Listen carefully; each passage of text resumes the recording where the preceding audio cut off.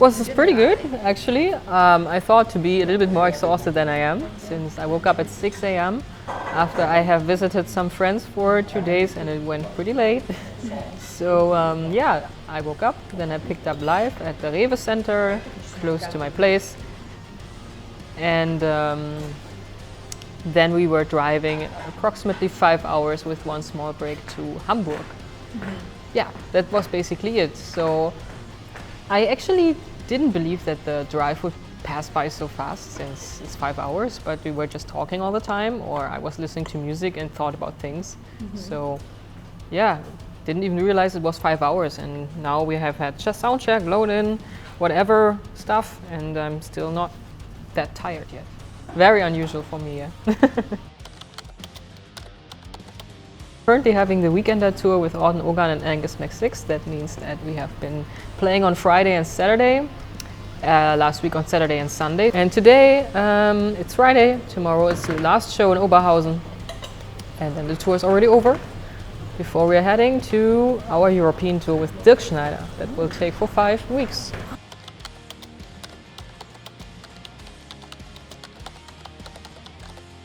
I think this is more kind of a back to the roots kind of thing. Like when we were starting out with small bands, it was more like, yeah, we're gonna play a gig at the weekend and then we get back home. So that's that type of feeling. We still play the bigger venues, so I think I compare it to the fact when we were supporting ZORA with my old band back in the days. So this is this kind of feeling. Nostalgia. Nostalgia hits, yeah. So when we're on the European tour, it's a different kind of lifestyle. Like, don't have to worry about where to sleep. You have your bunk, you have your schedule each day, and eventually also some day offs after 5 days. So you basically see the whole world for free, which is like a huge dream come true, I think. I mean, for free is always a matter of perspective, of course it isn't, because of calculations, logistics and such, but I think it's a huge opportunity all the time to step in the bus and to experience all that and to play for all these people. This is amazing.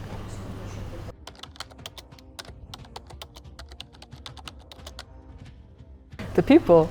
It's always the people. Like, if you just play for all those people that have been commenting on my videos like for more than 10 years, and I've always promised one day we're gonna see each other, and then you see them and they're having fun. I think that's the biggest goal you can ever reach. Like, really connect with these people that you've been playing for years without knowing them, you know what I mean?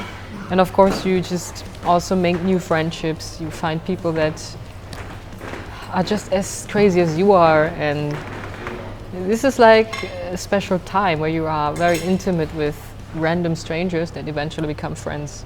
And I think this is the most beautiful part about it. It's all about the people.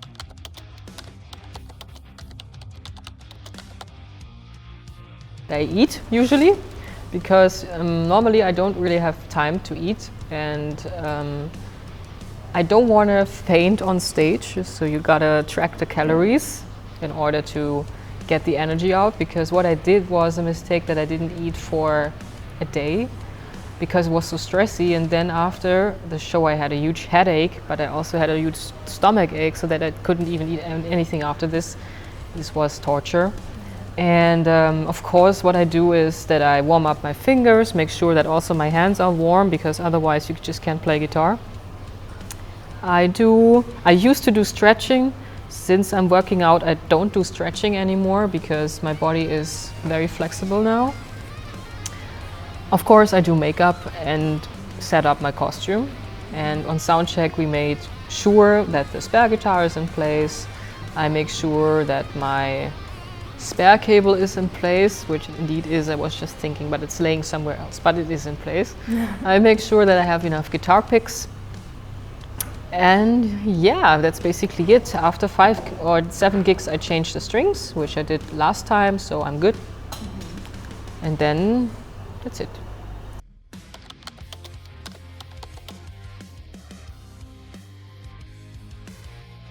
Flo, Ursula and me, we do this kind of focus stuff. It helped a lot since during the beginning, as we also didn't have so great in-ear mixes, and we also adjusted that. We were playing like not so much together, and so it was necessary to find a connection, and so we do this with this small focus ritual where we are just all together trying to focus, and that's basically it. There's not much that I do. I always am in meditation mode, like I'm a terrible overthinker. So I think about everything, everyone at once, and everything I need to do, everything I plan to do, everything I have done, if I have it done rightly. And that's your ritual? That's my ritual. That's my ritual, to shut up these freaking thoughts, yeah. Very good.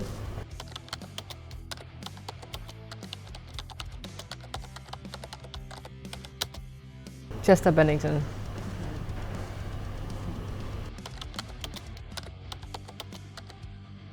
How I express this is Michael Stunnett from Dark Tranquility, but he's not a guitarist.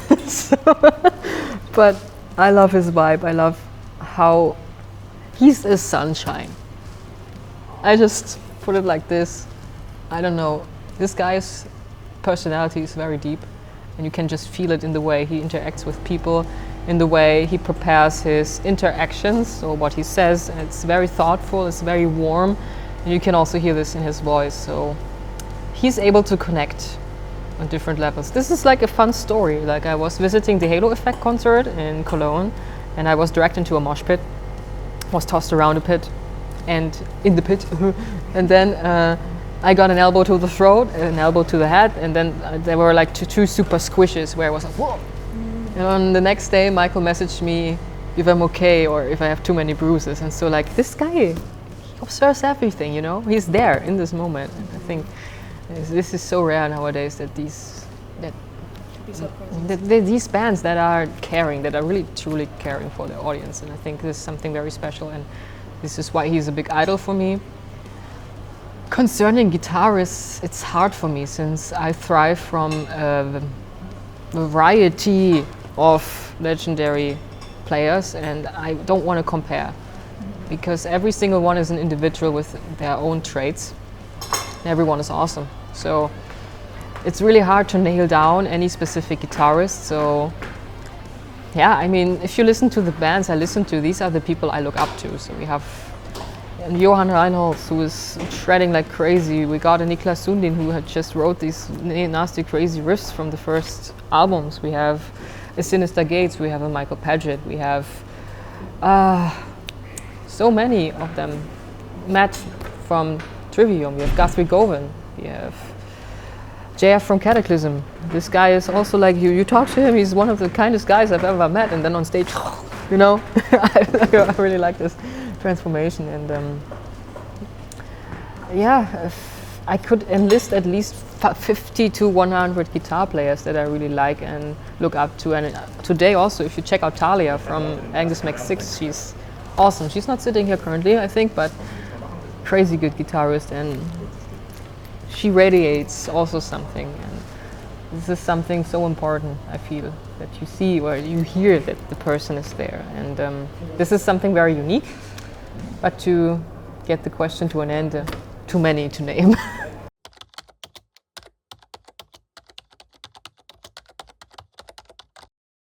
Unicorn. All right, you can go. Get rest.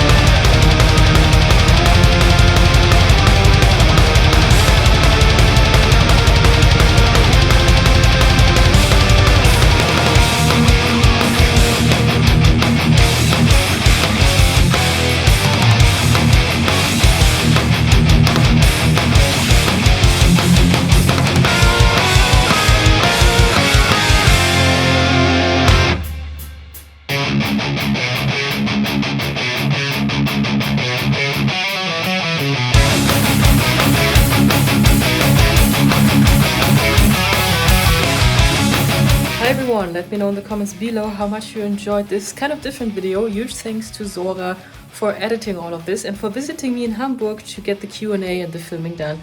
This is just so amazing.